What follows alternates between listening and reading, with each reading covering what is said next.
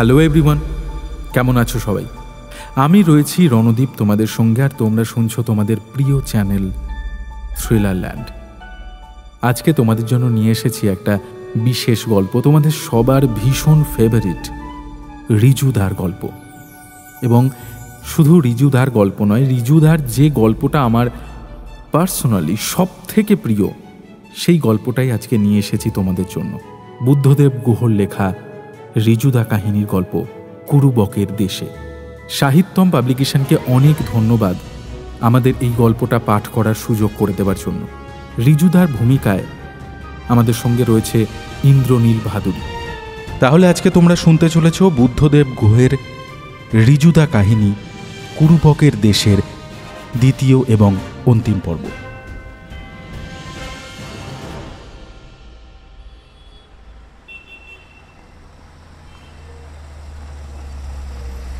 ভুবনেশ্বরে যখন আমি এসে পৌঁছালাম তখন প্রায় 12টা বাজে। তিতির আমার অনেক আগেই কটকে নেমে গিয়েছিল। একটা ট্যাক্সি নিয়ে ভুবনেশ্বরের ইনকাম ট্যাক্স অফিসে পৌঁছে সিসিআইটি 1 সুভাষ সেন সাহেবের লাল আলো লাগানো ঘরের উর্দি পরা বেয়ারাকে নিজের নাম লিখে রিজুদার রেফারেন্স দিয়ে স্লিপ পাঠালাম। সেন সাহেব সঙ্গে সঙ্গে ডেকে নিলেন, হেসে বললেন, আরে রিজুদা কেমন আছে? বহুদিন দেখা নেই। শেষ দেখা হয়েছিল নাগপুর এয়ারপোর্টে। কলকাতার ফ্লাইট কুয়াশার জন্য অনেক ডিলেট ছিল, অনেকক্ষণ গল্প হয়েছিল। রিজুদার কাজ আমি কতদূর কী করতে পারবো জানি না। রিজুদার ফোন পেয়েই আমি অঙ্গুলে বলে দিয়েছি। সেখান থেকে শ্যামসুন্দর বেহারা নামের একজন ইন্সপেক্টর হিন্দোল গিয়ে এনকোয়ারি করবেন। তবে হিন্দোলে যাওয়ার আগে তিনি অঙ্গুলের অফিসেই কে ঘোষের স্ট্যাটাস সম্বন্ধে খোঁজ খবর নিয়ে নেবেন। আমরা তো ডিটেকটিভ নই। আমি ডিজি ইন্সপেকশনের সঙ্গেও কথা বলেছি। উনিও একজন এডিআইকে বলে দিয়েছেন ব্যাপারটা দেখতে। তুমি একটা কাজ করো, তুমি চা খেয়েই না বেরিয়ে পড়ো। তুমি অঙ্গুলেই চলে যাও, তারপর সেখান থেকে বাস, ট্রেন বা ট্যাক্সি ধরে সম্বলপুরে ফেরো। আচ্ছা, দেরি করো না কিন্তু। Best of luck. বেহারা সাহেব এনকোয়ারি সেরে অঙ্গুলে ফিরে তোমার জন্য অপেক্ষা করবেন। তুমি আগে পৌঁছলে এন নায়কের সঙ্গে দেখা করবে আর বেহারা সাহেবের জন্য অপেক্ষা করবে। ওকে? আমি চা খেয়ে ওকে নমস্কার করে বেরিয়ে আসছিলাম, উনি পেছন থেকে ডেকে বললেন, আমি কিন্তু তোমার লেখা রিজুদা কাহিনীগুলোর খুব বড় ভক্ত। রিজুদাকে তুমিই তো বিখ্যাত করে দিয়েছ। আমি মনে মনে গর্বিত হয়ে লাজুক মুখ করে বললাম, না না, আমি কী বার করেছি, থ্যাংক ইউ। ভুবনেশ্বর থেকে কটক, তারপর হিন্দোল হয়ে অঙ্গুলে যেতে অনেকটাই সময় লাগলো। যখন পৌঁছালাম অঙ্গুলের ইনকাম ট্যাক্স অফিসে তখন প্রায় 4:30 বাজে। হলুদ হাওয়াইন টি শার্ট পরা ইন্সপেক্টর বেয়ারা সাহেব ইনকাম ট্যাক্স ডিপার্টমেন্টের অ্যাডিশনাল কমিশনার এন নায়কের ঘরের সামনে অপেক্ষা করছিলেন। আমি গিয়ে পৌঁছাতেই বললেন, দুপুরে খেয়েছেন কিছু? না, তবে খাওয়ার দরকার নেই। খাননি যখন তখন চলুন, অঙ্গুলে আপনাকে ফার্স্ট ক্লাস বিড়ি পড়া আর দোসা খাওয়াবো। উঠুন, গাড়িতে উঠে পড়ুন। আমি যে কাজে এসেছিলাম সে কাজ আমি করে রেখেছি।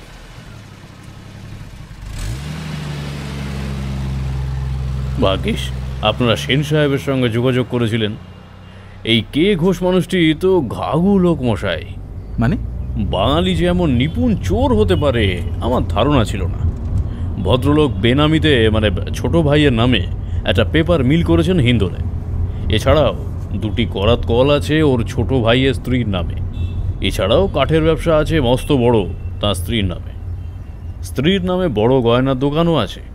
অথচ তার নিজের স্যালারি ইনকাম ছাড়া অন্য কোনো ইনকামের উপরে ট্যাক্স দেন না। ওদের অবস্থা অতি সাধারণ ছিল প্রায় 10 বছর আগেও। ওর বাবা খগেন ঘোষ হিন্দোলের নন্দু পট্টনায়কের মহাজনী দোকানে খাতা লিখতেন। ওর স্ত্রী আর 2 ভাই হিন্দোলেই থাকেন। স্ত্রী? অথচ বামরার সকলে জানে উনি অবিবাহিত। পারিজা কোম্পানিতে চুরি করে ফাঁক করে দিয়েছেন উনি। তবে ওর দিন এবার শেষ হবে। সিআইটি আর ডিজি ইন্সপেকশনে যা যা স্টেপ নেওয়া নিচ্ছে, এত বছর ওর বিরুদ্ধে অ্যাকশন কেন নেওয়া হয়নি সে বিষয়েও তদন্ত করা হবে। আমাদের কিছু অফিসারও নিশ্চয়ই হাত মিলিয়েছেন ওর সঙ্গে। আপনি ঠিক জানেন উনি বিবাহিত? ঠিক জানি। তার বড় ছেলে কটকের র্যাভেনশ কলেজে পড়ে, সেও কমার্স নিয়েই পড়ছে। বাবার মতোই চোর, চার্টার্ড অ্যাকাউন্ট হবেন হয়তো। অন্য সমস্ত প্রফেশনেই যেমন খুঁজলে ব্ল্যাক শিপ পাওয়া যায়, চার্টার্ড অ্যাকাউন্টেন্টও ব্যতিক্রম নয়। উনি হিন্দোলে আসেন না?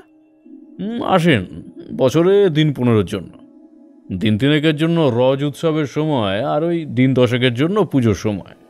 রজ তো পড়েছে সামনের সপ্তাহে, উনি তখন আসবেন। ওই সময় তাকে এবারে আমরা গ্রিল করব। সেটেলমেন্ট কমিশন গেলে বাঁচতেও পারেন কোনো ক্রমে, নইলে এবারে ওর সুখের দিন শেষ। পারিজাতের কোম্পানির মেজকর্তা তো খুবই হুঁশিয়ার মানুষ। ক্ষণজন্মা ঘোষ চুরিটা করেন কিভাবে? চুরি অনেক রকমভাবেই করা সম্ভব।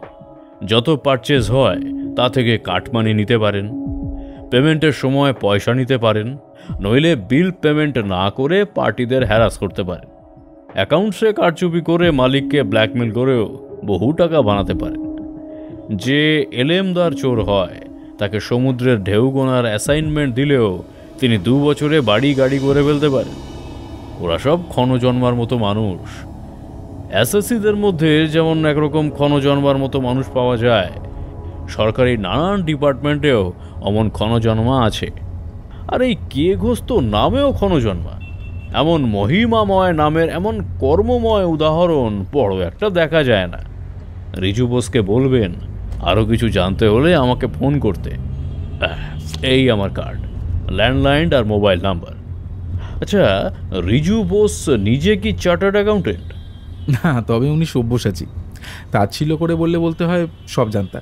উনি জ্যাক অফ অল ট্রেডস নন, সত্যি মাস্টার অফ অল ট্রেডস। অঙ্গুলের দোকানের বিড়ি বড়া আর দোসার সত্যি তুলনা নেই। খাইয়ে দাইয়ে ট্যাক্সি স্ট্যান্ডে এনে আমাকে ট্যাক্সিতে চড়িয়ে দিয়ে বেয়ারা সাহেব বললেন, সম্বলপুরে পৌঁছতে পৌঁছতে আপনাদের ওই 10:30-11টা হয়ে যাবে, যদি পথে বৃষ্টি না পান তবে। দারুণ ঘন জঙ্গলের মধ্যে দিয়ে গেছে রাস্তাটা। যারা জঙ্গল ভালোবাসেন না তাদের কাছে ভয়াবহ, আর যারা ভালোবাসেন তাদের কাছে মনোমুগ্ধকর। বিশেষ করে ওই রেড়াখোলের জঙ্গল। আমি নিজেও কিন্তু জঙ্গলের ভক্ত। রেড়াখালে পৌঁছে রিজুদাকে মোবাইলে ফোন করলাম।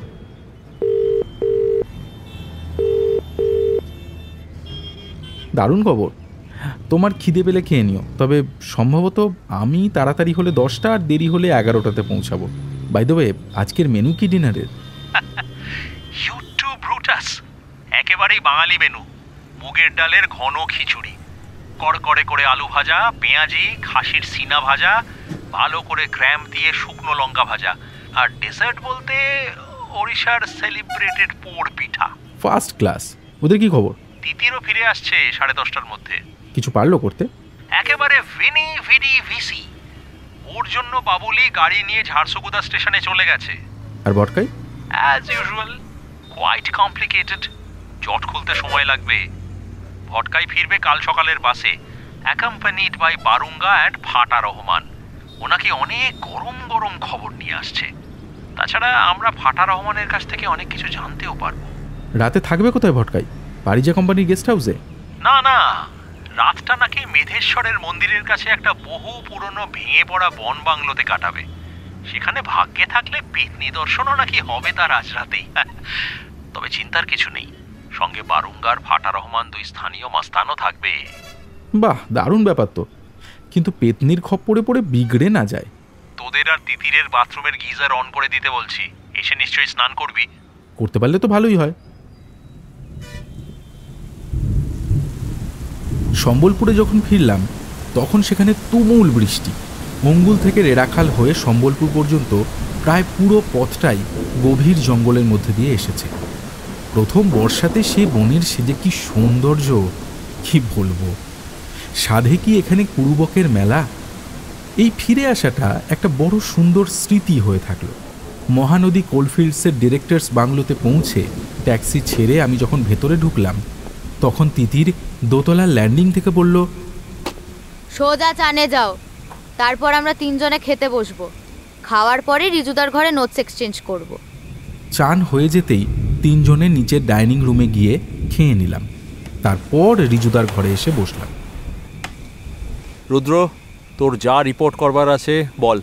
আমি পুঙ্খানুপুঙ্খভাবে সব বললাম রিজুদাকে। সেন সাহেবের কাছে যাওয়া থেকে বেহারা সাহেব আমাকে ট্যাক্সি স্ট্যান্ডে নিয়ে গিয়ে ট্যাক্সিতে তুলে দেওয়া পর্যন্ত। I thought as much. একটা রহস্য না থাকলে আজকের দুনিয়াতে খোঁড়া খনুর মতো দিবারাত্র মালিকের নিঃস্বার্থ সেবা করে পথ দিয়ে চিনেবাদাম খেতে খেতে হেঁটে যাওয়া এমন সন্ত প্রকৃতির মানুষের দেখা মেলা ভার। কিন্তু এই ভাবমূর্তি যদি সত্যি প্রমাণিত হতো তাহলে কত আনন্দের ব্যাপার হতো বলতো। সারা পৃথিবী থেকেই ভালোত্ব কি একেবারেই উবে যাচ্ছে? আমরা চুপ করে রইলাম। এবারে বল তিতির, তুই কি মণিমুক্ত তুলে নিয়ে এলি কটক থেকে? ওরা প্রত্যেকেই কিন্তু চমৎকার মানুষ, আর তোমার জেঠুমণিকে ওরা কি সম্মানের চোখে যে দেখেন তা বলে বোঝাতে পারবো না। সম্মান করার মতো মানুষই ছিলেন জেঠুমণি। যার সঙ্গে তার একবার আলাপ হতো তিনি সারা জীবনের বন্ধু হয়ে যেতেন। একজন মানুষের মধ্যে অত পরস্পর বিরোধী গুণ কম মানুষের মধ্যেই দেখেছি। জেঠুমণি বলতেন, বিজনেস বল, প্রফেশন বল, সবই হচ্ছে মানুষের সঙ্গে সম্পর্ক। টাটা গ্রুপের অফিসারদের জন্য একসময় একটা ছোট বই ওরা সার্কুলেট করতেন। তখন তো ম্যানেজমেন্ট শব্দটার এত রমরমা ছিল না। বইটার নাম ছিল বিজনেস ইজ পিপল। অন্য মানুষের সঙ্গে ব্যবহারই ব্যবসা বা পেশায় উন্নতি করবার প্রথম কথা। থাক এখন জেঠুমণির কথা, তার কথা শুরু করলে শেষ হবে না। এবারে ওদের কথা বল, কি বললেন? রথ সাহেব এখন আর কাজ করেন না, তবে তোমার চিঠি পড়েই পানিগ্রাহী কোম্পানিতে ফোন করলেন, তোমার আর আমার কথা বললেন। পানিগ্রাহী সাহেব তো বহুদিন হলো রিটায়ার করেছেন, তার ছেলেরা আর এক নাতি ফার্ম চালায়। নাতিটা নাকি খুব শার্প, পুনে থেকে আইন পড়ে ইংল্যান্ডে গিয়ে নাকি ব্যারিস্টারি করে এসছে।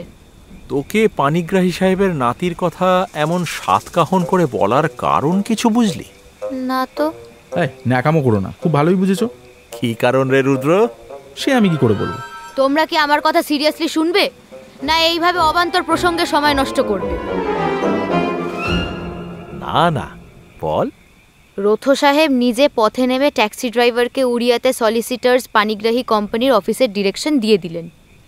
পানিগ্রাহী কোম্পানির অফিসে গিয়ে তো আমি অবাক। আমি কলকাতার old court house street, Hasting street আর হাইকোর্টের সামনের 2-3টে সলিসিটার্স ফার্মেও গেছি আমার মা দাদার সম্পত্তির মামলার ব্যাপারে। ইদানিং অবশ্য অনেক উন্নতি হয়েছে বলে শুনি, কিন্তু তখনও সেই সব ফার্মের অধিকাংশই মান্ধাতার বাপের আমলে পড়েছিল দেখেছি। পানিগ্রাহী কোম্পানিতে ঢুকেই মনে হলো রিজুদা একদম ঠিক জায়গাতে পাঠিয়েছে। ঝকঝক করছে অফিস, প্রতি টেবিলে একটা করে কম্পিউটার, পার্টনারদের চেম্বার সারি সারি। স্মার্ট সুন্দরী রিসেপশনিস্টকে গিয়ে নাম বলতেই সে নিয়ে গেল একটা চেম্বারে। দরজাতে নাম লেখা ধনদ পানিগ্রাহী। ঘরে গিয়ে ঢুকতেই একজন ইয়াং আর খুব হ্যান্ডসাম কালো কোট পরা ভদ্রলোক উঠে দাঁড়ালেন, তারপর আমাকে বসিয়ে নিজে বসলেন। জোর করে স্প্রাইট আনালেন, পরিচয় দিলেন হর্ষদ পানিগ্রাহী, সিনিয়র পানিগ্রাহীর নাতি। আমার কাছে সব শোনার পর হর্ষদ তার পিএকে ডাকলো, ডেকে বামরার গিরিধারী পারিজার ফাইল চাইল। বললাম, এত বছর পরে কি পাওয়া যাবে ওর ফাইল? হর্ষদ হেসে বলল, তারা প্রত্যেক ক্লায়েন্টেরই রেকর্ড রাখেন, যদি না তাদের থেকে শেষ সার্ভিস নেওয়ার 25 বছর অতিক্রান্ত হয়ে থাকে। কম্পিউটারেই মাইক্রোফিল্ম করে রাখে ওরা। তারপর হর্ষদের মোবাইল ফোন বাজলো। ওর গ্র্যান্ডফাদার মানে 94 বছর বয়সী সিনিয়র পানিগ্রাহী নাকি আমার সঙ্গে কথা বলতে চান। তারপর সিনিয়র পানিগ্রাহী তোমার সম্বন্ধে ও জেঠুমণির সম্বন্ধে অনেক কথা জিজ্ঞাসা করলেন। জেঠুমণি যে অনেক বছর আগে চলে গিয়েছেন সেটা উনি জানেন। অনেকবার করে বললেন তার দেখা করে লাঞ্চ করার কথা। তুমি কি বললে? বললাম, মু চেষ্টা করিবি, ইয়ারে কাম্ব সারি জীবি তো নিশ্চয়ই জীবি, কিন্তু খাইবা পিবা কি কিচ্ছি প্রয়োজন নাস্তি। মু আপনাঙ্কু গোরছুইকি পালাইবি, সম্বলপুর ফিরিবাকু হব্বে যে। একটু একটু ওড়িয়া জানি জেনে বৃদ্ধ খুবই খুশি হলেন। তারপর তাঁর নাতির সঙ্গে দাদুর কি কথা হয়েছে জানি না, নাতিও সামান্য অনুরোধ করলো ওর সঙ্গে দেখা করার। কি সুন্দর করে যে অনুরোধ করলো, কি বলবো। ওহ রিজুদা, আমি যে শ্যামের বাঁশি শুনতে পাচ্ছি। তিতির, আগে কাজ কি এগোলো সেটা বল, তারপর না হয় পানিগ্রাহী সাহেব আর তার ক্যারিজম্যাটিক নাতির কথা আমরা শুনবো। তিতির লজ্জা পেলে ওর কমলা রঙা মুখটা পোস্ট অফিস রেড হয়ে যায়। তোমার অনুমান প্রায় 100 ভাগ কারেক্ট। প্রথম উইলের 2 জন এক্সিকিউটর ছিল। উইল সিনিয়র পানিগ্রাহী সাহেবই করে দিয়েছিলেন। কে কে ছিলেন এক্সিকিউটর? তুমি যা বলেছ বিশ্বল সাহেব আর ওই গাছ চাপা পড়ে মরে যাওয়া জঙ্গলের ঠিকাদার বন্ধু। কোডিসিল ছিল? ছিল। কবে করা হয়েছিল? তুমি যা অনুমান করেছিলে, গিরিধারী বাবুর অ্যালজাইমার্সে আক্রান্ত হবার ঠিক আগে। কোডিসিলের এক্সিকিউটর কে কে ছিলেন? বিশ্বল সাহেব আর কে? খোঁড়াক্ষণু। তাই? তাহলে কোডিসিলের কথাটা এই দুজনে চেপে গেল কেন বেমালুম? কোডিসিলে তো গিরিধারী পারিজা তার স্ত্রী, বড় ছেলে আর ছোট ছেলের প্রতি উইলে যে অবিচার করেছিলেন তারই প্রতিবিধান করেছিলেন। কোডিসিল চেপে যাওয়ার পেছনে খোঁড়াখনুর স্বার্থ থাকতে পারে, কিন্তু বিশ্বলের কি স্বার্থ থাকতে পারে? তার নিজের বোনকে সে তার ভগ্নিপতির সম্পত্তি থেকে বঞ্চিত করে কিভাবে লাভবান হতে পারে? পারে। তুমি তো বলেছিলে উনি চাকরি ছেড়ে দিলে কোল ওয়ারিশি প্ল্যান্ট করবেন, তাতে তো অনেক টাকার দরকার। মেজকর্তাও হয়তো সেই প্ল্যানে পার্টনার হবেন। মেজকর্তা মা আর দুই ভাইকে বঞ্চিত করে নিজেই সব সম্পত্তির মালিক হয়ে গেলে তাতে তো বিশ্বল আর খোঁড়াখুঁড়ুরই লাভ। অন্য এক্সিকিউটরের মৃত্যুতে বিশ্বল একমাত্র এক্সিকিউটর হিসেবে উইলটাকে এক্সিকিউট করলেই এদের সকলের স্বার্থ সিদ্ধি হবে। তাই কোডিসিলের কথা চেপে যাওয়ার জন্য এদের দুজনকে মোটা টাকাও হয়তো দিয়েছেন বা দেবেন মেজকর্তা। তবে খোঁড়াখুনু যেভাবে মেজকর্তাকে দুহাতে রেখেছেন তাতে মেজকর্তা নিজেই একদিন রক্তশূন্য হয়ে যাবেন। তখন তার মৃতদেহের ওপরে শকুনের মতো বসে তাকে ছিন্ন ভিন্ন করবে এই দুজন। বিশ্বল মানুষটা যে এত নীচ আমার কোনো ধারণা ছিল না। আজকাল শিক্ষিত মানুষেরাই দেখছি সবচেয়ে বড় চোর হয়। উইলের প্রবেটটাও নিয়েছেন বিশ্বল সাহেব, অথচ কোডিসিলটা দিনের আলোও দেখল না। হর্ষদ পানিগ্রাহী বলেছেন কোডিসিলটাও গিরিধারী বাবু ওদের দিয়েই করিয়েছিলেন। অরিজিনালটা গিরিধারী বাবুর কাছেই ছিল, ওদের কাছে ফটোকপি আছে, কিন্তু প্রবেট নেওয়ার সময় কোডিসিলের উল্লেখ করা হয়নি, তাই গিরিধারী বাবুর শেষ ইচ্ছে অপূর্ণই থেকে গিয়েছিল। কোডিসিলে প্রথম উইলের উল্লেখ তো থাকার কথা। উল্লেখ তো ছিলই, কিন্তু এক্সিকিউটর বিশ্বল সাহেব প্রথম উইলেরই প্রবেট নিয়েছিলেন, যার ফলে মেজকর্তাই সব সম্পত্তির মালিক হয়ে গেলেন। কোডিসিল দিনের আলোই দেখতে পেল না। তাহলে এখন এর কোনো প্রতিকার নেই? প্রতিকার হয়তো আছে। অম্বাবতী, সোনাবাবুর উত্তরাধিকারীরা মানে স্ত্রী আর মেয়ে, ফুচকুবাবুর স্ত্রী আর মেয়ে ওই কোডিসিলের ভিত্তিতে কি আইনানুগ ব্যবস্থা নিতে পারেন নাকি পারেন না তা উকিল ব্যারিস্টারেরাই ঠিক করতে পারেন। আইনি কোনো ব্যবস্থা নিতে পারেন কি না তা পানিগ্রাহী কোম্পানির সলিসিটার্সরাই বলতে পারেন। সিনিয়র পানিগ্রাহী এখনও বেঁচে আছেন, এই যা ভরসা। সম্ভবত উইটনেস হিসেবে কোডিসিলে ওর সইও থাকতে পারে। ওরা কোর্টে যদি যেতে পারেন তাহলে সিনিয়র পানিগ্রাহীর সাক্ষ্য কোর্টে খুবই কাজে লাগতে পারে। তা হয়তো পারে, কিন্তু তার মূল্য কি একটু বেশি পড়বে না? কিরকম? তিতিরের সঙ্গে হর্ষদের বিয়ে দিতে হবে যে। বুড়োর যা পছন্দ হয়েছে তিতিরকে, নাত বউ না করে কি উনি এত বড় উপকারটা করবেন? মরে গেলেও না, আমার পড়াশোনা শেষ হতে এখনো অন্তত 5 বছর বাকি আছে। হর্ষদ তো ওয়েল সেটেলড, দাদু কবে মরে যায় তার ঠিক নেই, তাই দাদু তার বিয়েটা তাড়াতাড়ি সারবেন হয়তো। তাছাড়া ওরই সাথে মেয়ের কি অভাব পড়েছে যে তার আমাকে না হলে চলবে না? সে তো হর্ষদই জানে। হর্ষদ তো তোর ভালোই প্রেমে পড়েছে মনে হচ্ছে। ভালো হবে না কিন্তু। তুমি কি চাও রুদ্র, যে রিজুদা অ্যান্ড কোম্পানি লিকুইডেটেড হয়ে যাক? আমরা আর কোনো অ্যাডভেঞ্চার বা গোয়েন্দাগিরি করব না? না না, একেবারেই চাই না। তাছাড়া রিজুদা, তিতিরে বাবা মা আছেন, আমরা তোর গার্জেন নই, এই ব্যাপারে আমাদের নাক না গলানোই ভালো। তবে আমার কর্তব্য হবে তিতিরের বাবা মার ঠিকানা ও ফোন নাম্বার সিনিয়র পানিগ্রাহীকে দিয়ে দেওয়া। তারপর বিয়ের নেমন্তন্ন খাওয়া ছাড়া আমাদের কি বার করণীয় থাকতে পারে, তাই না? তোমরা এরকম করলে কিন্তু আমি কাল সকালেই ট্যাক্সি নিয়ে ঝাড়সুগুদাতে চলে যাব, সেখান থেকে সোজা কলকাতা। সেই ডিসিশনটা 2-1 দিন পরেই নিস। কাল সকালে আগে ভটকাই চন্দ্র ফিরুক। আমার মন বলছে সোনাবাবু আর ফুচকুবাবুর স্ত্রী আর বড় মেয়েদের নিয়ে আমাদের কালই একবার কটক যেতে হবে। অম্বাদেবীকে তো বিশ্বলের অনুমতি ছাড়া নিয়ে যাওয়া যাবে না, তবে কোর্টে গেলে ওকেও পার্টি করবেন ওরা নিশ্চয়ই। কোডিসিল তো উইলের মতোই, গোপন দলিল নয় সেটা? না, উইলও গোপন দলিল নয় সেই অর্থে, তাই কোডিসিলও নয়। তাছাড়া কোডিসিলের কথা গোপন করে উইলের প্রবেট নেওয়াটা, বিশেষ করে একজন যখন উইল আর কোডিসিলেরও কমন এক্সিকিউটর, তখন তা সম্ভবত আইনের চোখে অপরাধ, কারণ তাতে অনেকের স্বার্থই বিঘ্নিত হয়েছে। আমরা সলিসিটার্স ফার্মের সঙ্গে ওদের আলাপ করিয়ে দেব, তারপর এটা ওদেরই ব্যাপার। বাইরের লোক হিসেবে আমরা আর কি করতে পারি? তিতির, তোর কাছে হর্ষদের মোবাইল নাম্বার আছে? আছে। তুই ওকে ডেভেলপমেন্টটা জানিয়ে রাখ, আর বলে রাখ কালকেই লাঞ্চের পরে আমরা ওদের নিয়ে কটকে যেতে পারি। তারপর ওরা সাজেস্ট করলে পুলিশকেও ইনফর্ম করে রাখা দরকার। বামরার থানা মেজকর্তার কেনা, ইনফর্ম করলে সম্বলপুরকে অথবা বামরার উপরে যে আইজির জুরিসডিকশন তাঁকে ইনফর্ম করতে হবে। যা ডিসিশন নেবার তা কালকেই নিতে হবে। অম্বাবতীর বুক ভেঙে যাবে এই খবরে। তার নিজের দাদাই যে তার সর্বনাশের মূলে, এটা জানার পরে একেবারে ভেঙে পড়বেন উনি। যা, তোরা শুয়ে পড়, বেশ ধকল গেছে। আমিও শোবো। সারাটা দিন একা একা বোর হয়ে গিয়েছি।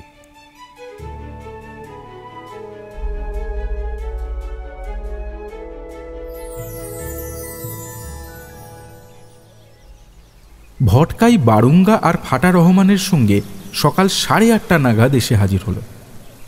আমরা ওদের রিজুদার ঘরেই ডেকে নিলাম। নিচের বসার ঘরে না বসাই ভালো, দেওয়ালেরও কান আছে। তাছাড়া এখানকার বাবুর্চি বেয়ারারা বিশ্বল সাহেবের বংশবদ। তুই কি জানলি বল এবার। অনেক কিছু জানলাম। এটা তো আমরা জানি যে ফাটা রহমান সোনাবাবু গুলিবিদ্ধ হওয়ার পরে গাছে চড়ে বসেছিল। বারুঙ্গা দৌড়ে বামরাতে খবর দিতে চলে যাওয়ার একটু পরেই মানুষের গলার স্বরে ফাটা রহমান চমকে উঠল। তারপর অবাক হয়ে দেখল উল্টো দিক থেকে খোঁড়াক্ষণু খুঁড়িয়ে খুঁড়িয়ে আসছে। তার আগে আগে বন্দুক হাতে ধানু খড়িয়া। খোঁড়াক্ষণু বাটা কোম্পানির অ্যাম্বাসেডার জুতো পরেছিল। সে জুতোর দাগ সোনাবাবুর দেহের কাছে বারুঙ্গা দেখতে পেয়েছিল। ধানু খড়িয়া? সে আবার কি? মঞ্চে রোজ রোজ নতুন চরিত্রের আগমনে তো আমি দিশেহারা। বাটার অ্যাম্বাসেডার জুতোর ছাপ দেখেই বারুঙ্গা চিনে ফেললো। ফাটা রহমান বলল, চিনব না? কতদিনে শখ ছিল একজোড়া জুতো কেনার, তার হলো কোথায়? এই জীবনে হবে না। ধানু খড়িয়াও ফাটারি মতো একজন চোরা শিকারী। তাকে দিয়েই খোঁড়াক্ষণু সোনাবাবুকে মারিয়েছিল। খুনি সব সময় খুনের জায়গাতে ফিরে আসে। বোধহয় ওরা শিওর হতে এসেছিল যে ধনাবাবু মরেছেন কিনা। নিশ্চয়ই গুলিটা করেই তারা দুজনে পালিয়েছিল। তাতাল শুয়োরটাকে গুলি করে সোনাবাবু যখন পাথরটার উপরে কি বিশ্রাম করছিলেন, তখন ওরা দুজনে গিয়ে তার সামনে এসে দাঁড়ায়। খোঁড়াক্ষণু তার খুবই চেনা।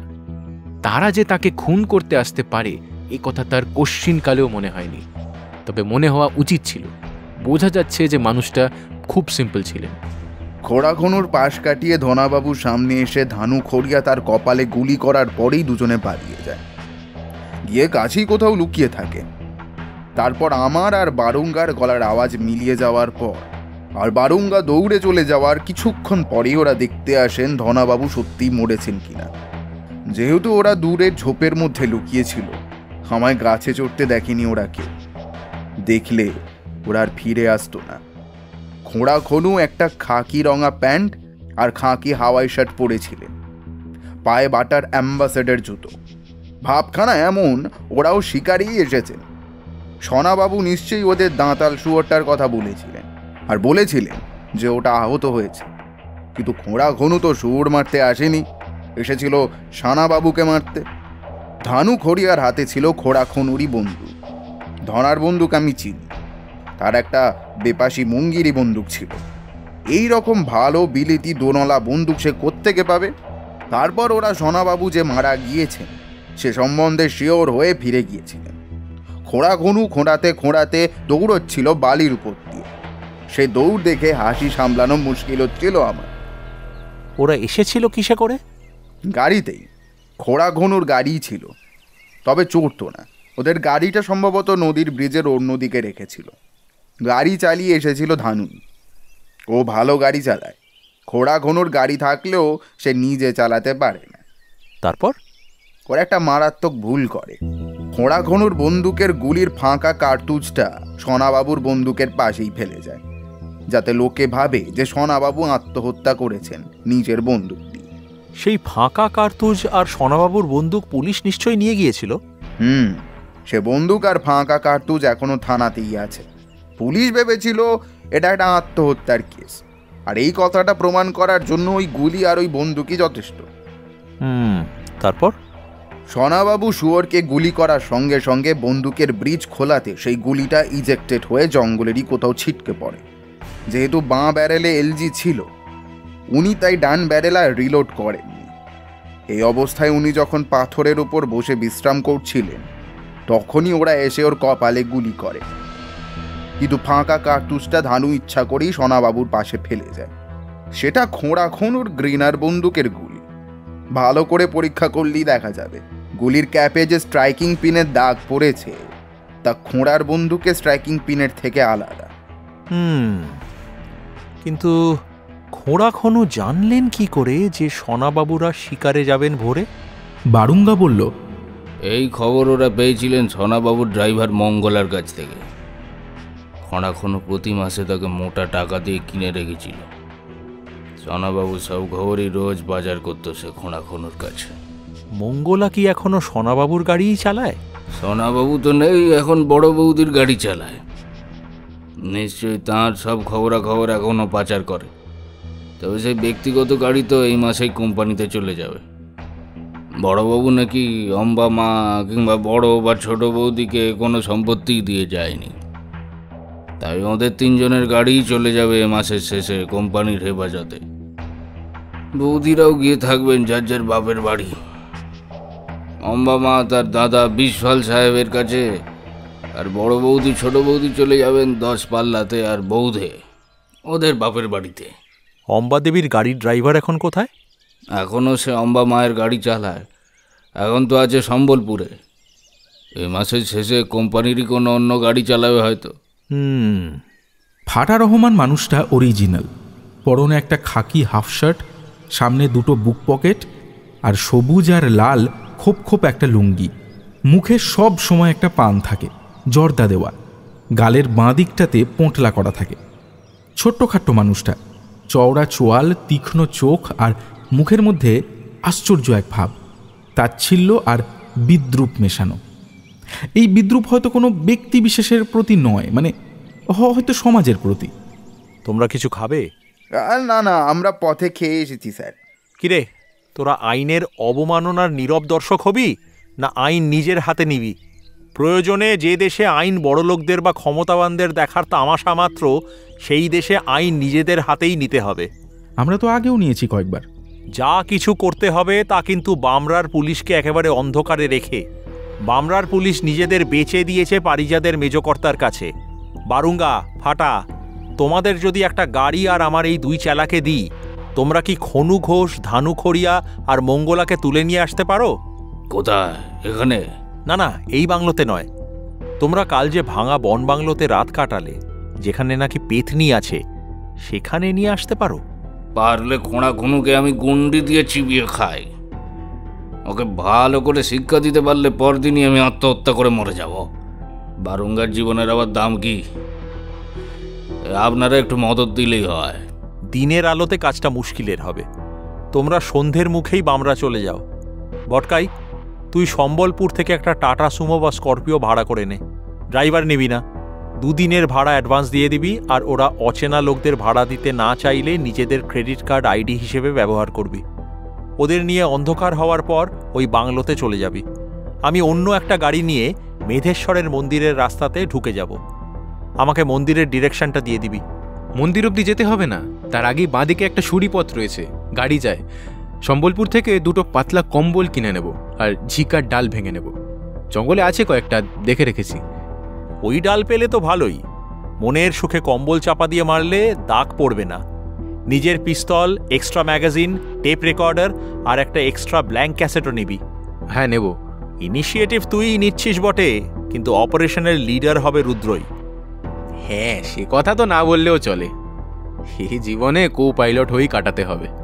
ক্যাপ্টেন হওয়ার আমার দ্বারা হবে না। রিজুদা পার্স খুলে ফাটা রহমান আর বারুঙ্গাকে একটা করে 500 টাকার নোট দিয়ে বলল, শোনো, তোমাদের ভটকাই বাজারে ছেড়ে দিয়ে আসবে। সন্ধ্যের মুখে রঁদেভু পয়েন্টে ওরা আসবে, আর তোরা সেই পয়েন্টটা নিজেরাই ঠিক করে ওদের বলে দিবি। আর তোমরা খাওয়া দাওয়া করে বাজারে গিয়ে সন্ধে অবধি অপেক্ষা করবে। 2টো গাড়ি একসঙ্গে যাবে না, 8 কিলোমিটার মতো দূরত্বে যাবে। বন্দুক সঙ্গে আছে তো ফাটাবাবুর? হ্যাঁ হ্যাঁ, বন্দুক তো কাল থেকে সঙ্গেই আছে, গাড়িতেই আছে। যে ফাটা সে আবার বাবু হয় কি করে স্যার? আমাকে বাবু বলে লজ্জা দেবেন না। আজকে আসতো বাবু, খোঁড়াখনুকে ফাটাবো আমরা। গাড়ি ঠিক করে বাজারে ওদের ছেড়ে দিয়ে কি আমরা এখানে ফিরে আসব? হ্যাঁ, আয়। আর কাল ভটকাইয়ের খাওয়া দাওয়ার কষ্ট হয়েছে, দুপুরে কি খাবি না খাবি বাবুর্চিকে বলে দিবি। যা রান্না হবে তাই খাবো। আমি চিরদিন স্কেপগোট হতে পারবো না। তাই আমার কি কাজ? ওরা চলে যাক, তারপর বলছি সব বুঝিয়ে। তোরই তো আসল কাজ, তুই তো গন্ধমাদন পর্যন্ত বয়ে বিশল্যকরণী আনবি অম্বাবতী আর 2 বৌমাকে বাঁচাতে। আমার মস্ত একটা ভুল হয়ে গেছে। ওহো, বারুঙ্গাকে এখন তিতিরের সঙ্গে যেতে হবে বাম রাতে, বড় বৌমা আর ছোট বৌমাকে নিয়ে আসতে। তিতিরকে তো তাঁরা চেনেন না, অচেনা মানুষের সঙ্গে ওরা আসবেন কেন? দাঁড়া, আগে বিশ্বলের বাড়িতে অম্বাবতীকে একটা ফোন করে বলি বড় বৌমা ও ছোট বৌমাকে বলে রাখতে যে তাঁরা যেন তৈরি হয়ে থাকেন, তিতির আর বারুঙ্গা যাচ্ছে। এই কথাও বলতে হবে যে রাতে ফিরতে অনেক দেরি হবে। তিতির ওদের তুলে অম্বাবতীকে নিয়ে চলে যাবে কটকে, অনেকখানি রাস্তা। সকলকেই কিছু খেয়ে নিতেও বলতে হবে, দুপুরে খাওয়ার সময় নাও পাওয়া যেতে পারে। এও বলতে হবে যে রাতে ফেরা নাও হতে পারে। রিজুদা মোবাইলে ফোন করে অম্বাবতীকে বলল,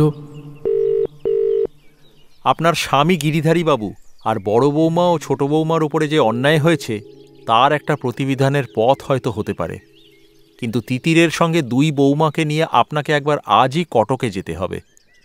রওনা হতে হবে ঘণ্টাখানেকের মধ্যেই। তিতির গাড়ি নিয়ে আপনার কাছে যাচ্ছে 2 বৌমাকে নিয়ে। দুজনকেই আপনি ফোনে একটু বলে রাখবেন তৈরি হয়ে থাকতে। ওরা তো তিতিরকে চেনেন না। মিসেস বিশ্বলও আপনার প্রকৃত হিতার্থী, ওকেও সঙ্গে নিয়ে যেতে পারেন। উনি সঙ্গে থাকলে আপনাদেরই ভালো। বিশ্বল আজ ফিরবে কখন? আজ ফিরবে না, ভুবনেশ্বরে চেয়ারম্যানকে এয়ারপোর্টে ছাড়তে যাবে, কাল সকালে ফিরবে। তাহলে তো একদিক দিয়ে ভালোই। যদি ওখানে থেকে যেতে না হয় তবে আপনারা খুব দেরি হলেও মনে হয় রাত 11টার মধ্যেই ফিরে আসতে পারবেন। বাড়িতে সে কথা বলে যাবেন। তবে কোথায় আর কাদের সঙ্গে যাচ্ছেন তা আপনার দাদাকে মানে বিশ্বলকে বলার দরকার নেই। সময় খুবই কম, পথে তিতির আপনাদের সব বুঝিয়ে দেবে। আমরা তো আর এখানে চিরদিন থাকতে পারবো না, যা করার তাড়াতাড়ি করতে হবে। Please, unless you help yourselves you are undone. ঠিক আছে? বলেই রিজুদা মোবাইলের ফোন সুইচ অফ করে দিল। তিতির, তুই বারুঙ্গাকে নিয়ে চলে যা। ফিরে এসে সন্ধ্যায় বারুঙ্গাকে তো আবার যেতে হবে বামরাতে। আর পানিগ্রাহীকে ফোনে বলে রাখ কাগজপত্র যদি কিছু সই করতে হয় ওদের, তবে সেসব একেবারে তৈরি করে রাখতে, কারণ কাজ সেরেই তো ফিরতে হবে ওদের সম্বলপুরে। আর কিছু খেয়েও যা। না, ব্রেকফাস্ট তো খেয়েছি, আর কিছু খাবো না এখন। তবে যা, দেরি করিস না। যাও ভাই গাদু। আলো শুকিলা ছাড়ু মন মরি। তিতির চলে গেলে আমি বললাম, প্ল্যানিংটা খুব স্কেচি হয়ে গেল না? এতগুলো ইফস অ্যান্ড বাটসের ওপর নির্ভর করে সব কিছু করা, মানে যদি একটা প্ল্যানও ফেঁসে যায় তবে তো পুরো কাঠামোটাই ধসে পড়বে। ধসতে পারে, আবার নাও পারে। সব ঠিকঠাক এক্সিকিউটেড হলে গিরিধারীবাবুর উইলের এক্সিকিউটর বিশ্বল মশাই এমন বেকায়দাতে পড়বেন তার বলার নয়। মেজকর্তার জারিজুরিও সব বৃথা হবে। তবে তিতিরের, বারুঙ্গার আর ফাটা রহমানের কাছে সব জানার পরে ওরা কিছু করে না বসে, তাহলে 3 অসহায় পথে বসানো বিধবাকেও তো বাঁচানো যাবে না। এটা আর প্রফেশনাল অ্যাসাইনমেন্ট নেই, একটা মরাল অব্লিগেশন হয়ে গিয়েছে। এটা না করে আর এই ক্যালকুলেটেড রিস্কগুলো না নিয়েও তো আমাদের উপায় নেই। কাজটা না করলে অবিবেচকের কাজ হবে। এরপর কখনো সম্বলপুর এলে এদের আতিথেয়তাতে থাকা কখনোই সম্ভব হবে না। তবে এখানে আসার আর কোনো প্রয়োজনও হয়তো হবে না। অম্বাবতী আর তাঁর বড় ও ছোট বৌমাকে কটকেই কোথাও থাকতে হবে হয়তো কিছুদিন, মামলা লড়ার কারণে। সেটার বন্দোবস্ত পানিগ্রাহী সাহেবরাই করে দিতে পারবেন। ঈশ্বরের দয়ায় পানিগ্রাহীরা ভালো উকিল ব্যারিস্টার লাগিয়ে যদি ওই কোডিসিলের ব্যাপারে একটা কিছু করতে পারেন, ক্ষতিগ্রস্ত পার্টিরা মিলিত দরখাস্ত করে আর কোর্টে মুভ করে, তাহলে সব কিছুরই সুরাহা হয়তো হয়ে যাবে। দেখ, ম্যান প্রপোজেস, গড ডিসপোজেস। ওরা 3 জনই স্বমহিমাতে পুনঃপ্রতিষ্ঠিত হতে পারেন। ওরা যদি আমার প্রস্তাবে রাজি না হন তাহলে ক্ষতি ওদেরই। একটা থিয়েটারে দেখেছিলাম, তাতে একজন কমেডিয়ান মাথায় পাগড়ি পরা ব্যবসায়ীর ভূমিকাতে অভিনয় করছিলেন। তাদের ব্যবসা ছিল আটা কলের। তার পার্টনার আটার সঙ্গে তেঁতুলের বিচির গুঁড়ো মিশিয়ে অনেক মুনাফা করতে চাইছিলেন। সেই ব্যবসায়ী একা স্টেজে দাঁড়িয়ে নিজের মনেই বলছিলেন, এই বিবেক শালা হারামজাদা আছে, শালা কিছুতেই মানছে না। সেই হচ্ছে কথা, বিবেক সত্যিই হারামজাদা। আমাকে আর টাকা ফিস দেবেন এরা, কিন্তু যা আমরা করছি তা তো বিবেকের তাড়নাতেই।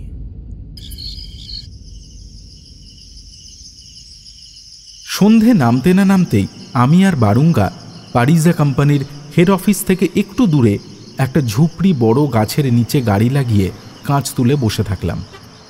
গাড়িতে টিন্টেড কাঁচ ছিল, তাই বাইরে থেকে আমাদের দেখা যাচ্ছিল না, দেখা যাচ্ছিল সামনের কাঁচ থেকে। বারুঙ্গা মাথা নিচু করে বসেছিল, আর আমাকে তো এমনিই কেউ এখানে চেনে না, আমাকে কেউ দেখলেও কোনো ক্ষতি নেই। রাস্তাঘাট ক্রমশ ফাঁকা হয়ে আসছিল, এমনিতে এই জায়গাটা ফাঁকা। এক এক করে গোটা 5 গাড়ি অফিসের কম্পাউন্ড থেকে বেরিয়ে গেল, তার মধ্যে একটা বালেনো গাড়িও ছিল। মেজুকর্তাও বেরিয়ে গেলেন, এরপর খোঁড়া খনু বেরোবে।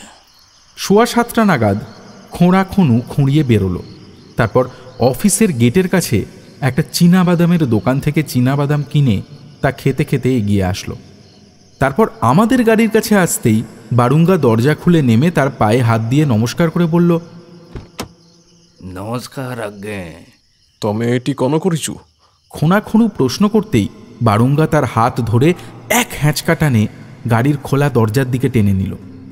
আমিও সঙ্গে সঙ্গে নেমে পড়ে পেছন থেকে ধাক্কা মেরে তাকে গাড়ির পেছনের সিটে ঢুকিয়ে দিলাম। বিপদের আশঙ্কাতে খোঁড়া খনু পালিয়ে যাবার চেষ্টা করতেই কোমরের হলস্টার থেকে পিস্তলটা বের করে তার পেটে নলটা ঠেকিয়ে বললাম, don't shout, if you don't behave I will shoot you right now. তাতেই ক্ষণজন্মা ঠান্ডা মেরে গেল। What are you up to? You will see বলেই তারপর স্টিয়ারিংয়ে বসে গাড়ি ঘুরিয়ে নিলাম। ততক্ষণে ফাটা রহমান পেছনের সিটে তার শুইয়ে রাখা বন্দুকটা তুলে নিয়ে খোঁড়া খনুকে পায়ের কাছে শুইয়ে ফেলে তার বুকে বন্দুক ঠেকিয়ে নিজের পা দুটো তার ওপর উঠিয়ে দিয়ে বলল, চিৎকার করবি তো প্রাণ যাবে। মেধেশ্বরের মন্দিরের কাছে আসতেই বারুঙ্গা একটা সুঁড়ি পথ দেখিয়ে সেই পথে গাড়ি ঢোকাতে বলল। গভীর জঙ্গলের মধ্যে দিয়ে 1 কিলোমিটার মতো যেতেই দেখতে পেলাম সামনে একটা জরাজীর্ণ বাংলো। সেই বনবাংলোর সামনে আর একটা গাড়ি দাঁড়িয়ে আছে দেখলাম, বুঝলাম এটা ভটকাইয়ের গাড়ি। বাংলোতে পৌঁছে খোঁড়া খনুর পেছনে বন্দুক ঠেকিয়ে বারুঙ্গা সেই বাংলোর মধ্যে নিয়ে চলল। পিছনে মোমবাতির আলো জ্বলছিল। দেখলাম ভটকাই হাতে পায়ে দড়ি বাঁধা গুন্ডা মতো একজন লোকের সামনে বন্দুক বাগিয়ে বসে আছে, আর ফাটা তার পাশে দাঁড়িয়ে। ফাটার সামনে মাটিতে তার মুখ খোলা পাতলা প্লাস্টিকের ব্যাগটা মেঝেতে রাখা আছে, বুঝলাম তাতে তার টেপ রেকর্ডার আছে। আমিও আমার কাঁধ থেকে আমার ব্যাগ নামিয়ে চেইন খুলে অন্যদিকে রাখলাম। ফাটা রহমান আর বারুঙ্গা ঝটপট খোঁড়া খনুর হাত পা বেঁধে ফেলল। মিনিট 10 মধ্যে রিজুদাও একটা বোলেরো জিপ চালিয়ে এসে পড়ল। আমাদের দুজনকে আর রিজুদাকে এই মূর্তিতে দেখে খোঁড়া খনু একেবারে মিইয়ে গেল। করতেটা কি চান আপনারা? কিছু প্রশ্ন করতে চাই, ঠিক মতো জবাব না দিলে এখানেই হাত পা বাঁধা অবস্থাতে আপনার ও আপনার সঙ্গীর লাশ পড়ে থাকবে। 10-15 দিনের আগে কেউ জানতেও পারবে না। আর এটা ধানু খড়িয়া, তাই তো? হ্যাঁ। তা বাবা ধানু, তুমি সোনাবাবুকে গুলি করেছিলে কপালে? না না না না বাবু, আমি গরিব মানুষ, জঙ্গলে ঘুরে ঘুরে একটু আধটু শিকার করে ওই শিকারের জানোয়ারের ওই মাংস আর চামড়া ও বিক্রি করিয়া কোনো রকমের সংসারটা চালাই। আমি কেন অত বড় মানুষে গুলি করতে যাব? গুলিটা ধানু আপনার বন্দুক দিয়েই করেছিল, তাই না? কি বলছেন স্যার আপনি? সোনাবাবু তো আত্মহত্যা করেছিলেন। তাই বুঝি? আপনি কি জানেন প্রত্যেকটা বন্দুকের স্ট্রাইকিং পিন একরকম হয় না? সোনাবাবুর বন্দুকের পাশে যে কার্তুজের খোলটা ফেলে রেখেছিলেন সেই গুলি তো করা হয়েছিল আপনার বন্দুক থেকেই। ওই বন্দুকের ডান ব্যারেলের গুলি তো ধানু বের করে নিয়েছিল।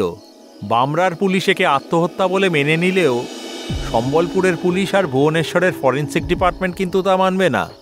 সোনাবাবুর বন্দুক আর তার মৃতদেহের কাছে যে গুলির খোল পড়েছিল তা জমা আছে থানাতে, তা পরীক্ষা করলেই বেরিয়ে পড়বে আসল তথ্য। তাছাড়া সোনাবাবুর বন্দুকের বাঁদিকের ব্যারেলে ছিল আলফাম্যাক্সের এলজি, তার মানে তার ডান দিকের ব্যারেল থেকে আলফাম্যাক্সের বল দিয়েই সম্ভবত তিনি দাঁতাল শুয়োরটাকে গুলি করেছিলেন। পেছন পেছন কিছু দূর গিয়ে আর যেতে না পেরে ওই পাথরে বসে পড়েছিলেন হাঁফিয়ে। অথচ যে ফাঁকা কার্তুজের ভিত্তিতে উনি আত্মহত্যা করেছিলেন বলছেন আপনি আর বামরার পুলিশ, সে তো ইন্ডিয়ান অর্ডিন্যান্স কোম্পানির কার্তুজ। আপনার কিছু বলার আছে এরপর? কি বলার থাকতে পারে বলুন তো? গুলি তো আমি করিনি, আপনারাই তো বলছেন যে গুলি করেছিল ধানু খড়িয়া। সে তো বটেই, চিরদিনই তো বড় লোকে এমনি করেই গরিবদের ফাঁসিয়ে এসেছে। বন্দুকও আপনার, গুলিও আপনার। ধানু খড়িয়ার তো অত ভালো বন্দুক নেই, তার তো মুঙ্গেরই বন্দুক। তার বন্দুকের স্ট্রাইকিং পিন পরীক্ষা করলেও বোঝা যাবে যে ওই গুলিটি তার বন্দুক দিয়ে করা হয়নি। সোনাবাবুকে মারার জন্য 10,000 দিয়েছিলেন তো? আমাদের হাতে কিন্তু প্রমাণ আছে তার। 10,000 নাকি? দিয়েছিল তো মইডে ওই 500 টাকা, তাও আবার ওই তু কিস্তিতে। তাহলে তুমি স্বীকার করছো তুমিই মেরেছিলে সোনাবাবুকে? নিজের কলে আটকে পড়ে কলে পড়া ইঁদুরের মতো ধানু কিছুক্ষণ চুপ করে থেকে বলল, গুলিটা হয়তো আমি করিয়েছিলাম, কিন্তু সোনাবাবু মানুষ ভালো ছিলেন, ওর সঙ্গে আমার কোনো বিবাদ ছিল না। আসলে তোমাকে মারিয়েছিলেন ওই মেজকর্তার খুনু বাবু। মেজকর্তারও হাত ছিল বুঝি এর পেছনে? উনি তো আসল লোক। বড়বাবু সব সম্পত্তি মেনে নিয়ে বড় ভাই, ছোট ভাই, এমনকি নিজের মার সম্পত্তি খেয়েও একেবারে স্বাদ মিটল না। ভাইদের প্রাণেও মারলেন। হ্যাঁ, আর তার ডান হাত ছিলেন ওই খুনু বাবু। তবে মেজকর্তা তো জানেন না এই মানুষটি কি নস্যার। একদিন মেজবাবুকে সরিয়ে দিয়ে এই নেপই পারিজা কোম্পানির মাথায় বসবে। এই মেজকর্তা নিজেকে খুব চালাক মনে করেন তো। আসলে আসলে মানুষটা খুবই বোকা। নাইলে আপন মানুষদের পর করে ওই বাইরের একটা বাজে লোককে মাথায় চড়ান কখনো? সত্যি এরা পরকে আপন মনে করে আর আপনকে পর। রবি ঠাকুর কি এমনি এমনি অমন গাঁট বেঁধেছিলেন? আমি একা? বামরার সব মানুষেরই এ কথা জানা। সোনাবাবুকে তো তোমাকে দিয়ে গুলি করানো হলো, তোমার তো ফাঁসি অথবা যাবজ্জীবন কারাদণ্ড হবেই। কিন্তু তুমি সব সত্যি কথা বললে তোমার শাস্তি একটু কমতেও পারে। কিন্তু ফুচকু বাবুকেও মেজকর্তা মারলেন, এ কথা বলছো কেন? ধানু ততক্ষণে বেপরোয়া হয়ে গেছে তার ভবিষ্যতের কথা ভেবে। ফুসকো বাবুর তো ওই বেরেন ম্যালোরি নাকি বেশ হয়েছিল। শিমলি পালে ছবি তুলতে গিয়ে মশার কামড় খেয়ে ওই অশোক খান বাঁধাইছিলেন। আমিও তো জঙ্গলেই ঘুরি, ওই ফাটাও তো ঘরে। আমার আর ফাটারও দুবার হয়েছিল ওই তো জঙ্গলে গিয়ে। আমার হয়েছিল একবার লবঙ্গিতে গিয়ে, আর একবার হয়েছিল ওই রোঙানি কানিতে গিয়ে। দুবারই সঙ্গে সঙ্গে হাসপাতালে ভর্তি করে দেয় আমার বউ। তাই প্রাণটাই বেঁচে যায়। অত বড় লোকের ছেলে ফুসকু বাবু, তাকে ওই অবস্থায় এই বামরাতে ফেলে রাখাটা খুন করা নয়। তখন তো সোনাবাবু মারাই গেছে। মেজকর্তা আর ওই খোঁড়া খুনু, হ্যাঁ, গুস ফুসফুস করে এখানকার ওই শ্রীপতি ডাক্তারকে টাকা খাইয়ে এখানে বাড়িতে রেখে নার্স টার্সের শো করিয়ে মারলো এরা ওই ফুসকু বাবুকে। এ কথাও বামরার শখ করে জানে। আপনি বামরার পথে ঘাটে যাকে জিজ্ঞাসা করুন গে, এ কথা সবে বলবে। আরো বলবে, কারণ ফুসকু বাবু মানুষ বড় ভালো ছিলেন। গরিবদের প্রতি খুব দরদ ছিল ওনার। বড় লোক বলে কোনো সালিয়াতি ছিল না। ওর মৃত্যুতে আমরা সকলেই ভারী দুঃখ পেয়েছি। আমিও তো গরিব মানুষ, বিয়েটা করিনি, একবেলা খাই তাও নিরামিষ। টাকা পয়সার উপরে আমার কোনো লোভ নেই। আমার কি দরকার বড় লোকের পরিবারের মধ্যে এইসব রাজনীতির মধ্যে যাওয়ার, বলুন তো? বড্ডই গরিব আপনি না? চিনে বাদাম চেবাতে চেবাতে হেঁটে বাড়ি যান গাড়ি থাকতেও। আপনার মতো এত বড় হিপোক্রিট সম্ভবত কমই আছে পৃথিবীতে। কি জানেন আপনি আমার সম্বন্ধে? যা জানি তার সব বললে আপনি এক্ষুনি হার্ট ফেল করবেন। একটা মিনি পেপার মিলে কত ইনভেস্টমেন্ট লাগতে পারে, হ্যাঁ? 2টো মিল, অত বড় কাঠের ব্যবসা, আর আপনি নাকি ব্যাচেলার। এদিকে আপনার ছেলে মারুতি গাড়ি চালিয়ে র্যাভেনশ কলেজে পড়তে যায় কটকের মঙ্গলাবাদ থেকে। আপনার স্ত্রী আর ভাইদের নামে আর কি কি ব্যবসা আছে জানো আপনার? সকলের লকারেই বা কত নগদ টাকা আর গয়নাগাটি আছে। হ্যাঁ, বছরে 15 দিন ছুটি নিয়ে ব্যাচেলার, ঈশ্বর বিশ্বাসী, প্রায় সন্ন্যাসী আপনি সারা ভারত তীর্থ করতে যান, এই তো জানে আমরা সকলে, এমনকি মেজকর্তাও। আসলে আপনি কোথায় যান, কি করেন, তা একটু একটু জেনেছি আমি। তবে আপনার সুখের দিন না শেষ।